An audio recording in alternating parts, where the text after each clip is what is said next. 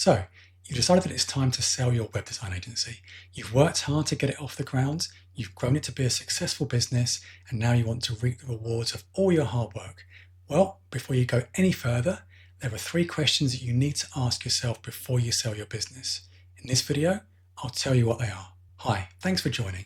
If you're new to this channel, I'm Rich Dean, a web designer and developer, former web agency owner, and author of the book series Start, Grow and Sell Your Web Design Agency. My goal is to help anyone looking to start, grow and sell an agency to save time, earn more money, avoid the common mistakes and pitfalls, and build a thriving and valuable business. Okay, so before we get into it, I need to add a caveat, which is that selling any business can be a complex process. And actually, before you can even think about selling your web design agency, you first need to do the hard work to grow it and structure it so that it's both valuable and saleable. I cover all of this in a lot more detail in my book series, Start, Grow and Sell Your Web Design Agency. So if you're just starting to think about selling your agency, or you want to know how to grow it first so that you can get the maximum value possible, why not check that out, as it could save you a lot of time and effort.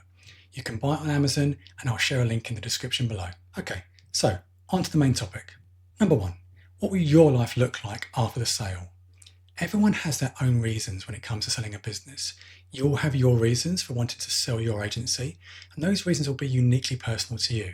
But have you taken the time to really think about what your life will look like after you've sold your business? And I mean really think about it. When you have a big goal, like selling a business, it can be really easy to get so caught up in achieving that goal that it can be hard to think about what actually comes after it. But when you sell a business, and especially if that business is something that you created from scratch and is something that may have been a full-time job for you for perhaps many years, to then suddenly not have that anymore can be a massive life change. Your business has probably become part of your identity. It's probably who you are. And you've probably also become used to the lifestyle that goes with it. Things like traveling to your office every day or working with your team, dealing with your clients, and even having the freedom to pay yourself whatever you like, whenever you like.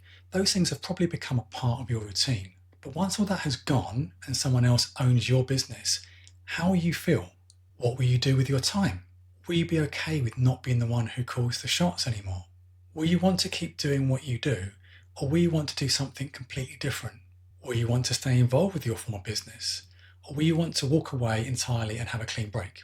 Selling a business can be really exciting, and the money that you can get at the end of it can definitely be appealing.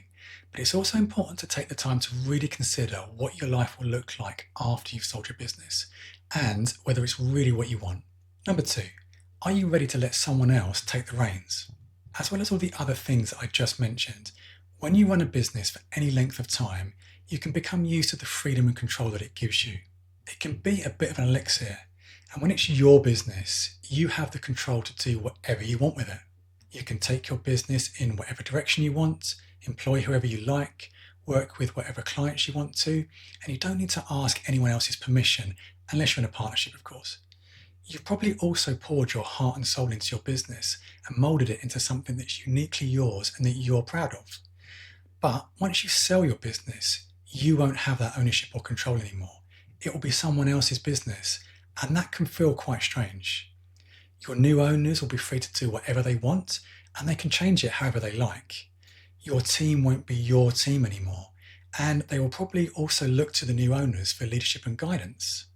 Even if you decide that you want to stay involved, you also have to work within the constraints that the new owners give you, and that can feel quite different, especially if you've become used to being the one who's in charge. Of course, all of this might be why you're selling your business in the first place. Perhaps you don't want to be the one who's in charge anymore, but again, it's just worth thinking about before you get too far in. Number three, should you tell people before you sell? Once you've made the decision to sell your web design agency, one of the first things you might ask yourself is whether you should tell people, especially your employees and clients. In fact, just to give you a heads up, this is one of those situations where there isn't a right way to go about it. Whichever option you choose, you're probably going to upset someone. To explain what I mean by this, let's first look at both scenarios, starting with if you decide that you are going to tell people. And by the way, this assumes that you also haven't sold your business yet, but that you're just starting the process of doing so. First, whenever any business is sold, it creates a lot of uncertainty, especially with employees. In fact, it can be a massive change.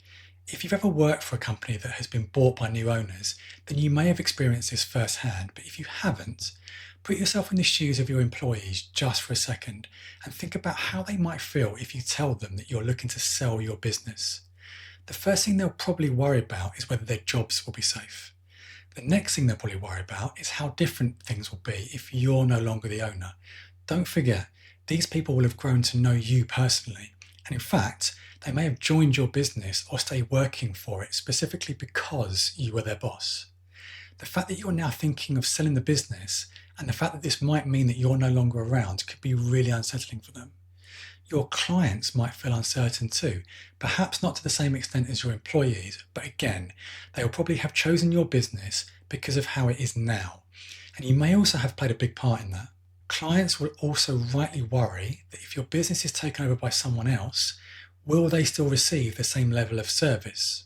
Okay, so now let's think about the scenario where you don't tell your employees and clients, at least not until the sale completes and the business is no longer yours. Now, I completely understand if at first this feels maybe dishonest or deceptive. You may not feel comfortable about keeping people in the dark like this, but whenever you do tell them, it's going to be a big shock. The problem with telling them beforehand is that there will be that extra uncertainty of not knowing when it will actually happen. Business sales can take a long time, usually at least a few months, but sometimes years. That's a long time to put people through that kind of worry and uncertainty. And the longer it takes, the longer your employees and your clients will need to live with that uncertainty. For some of them, it could be too much.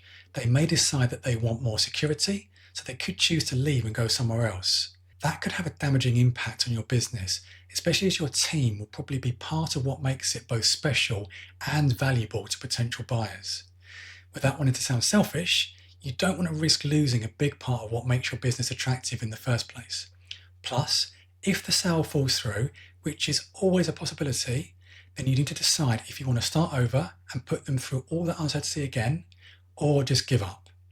Like I said earlier, there really isn't one way that's better than the other, and whichever approach you choose, there will likely be someone who doesn't like it.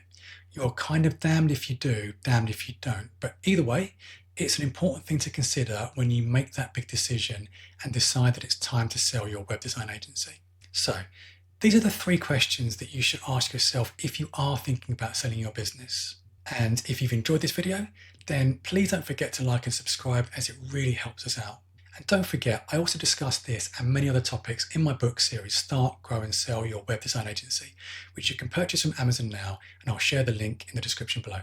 And if you'd like to watch more informative content like this, why not try this video here? Thanks again for watching, and I'll see you in the next one.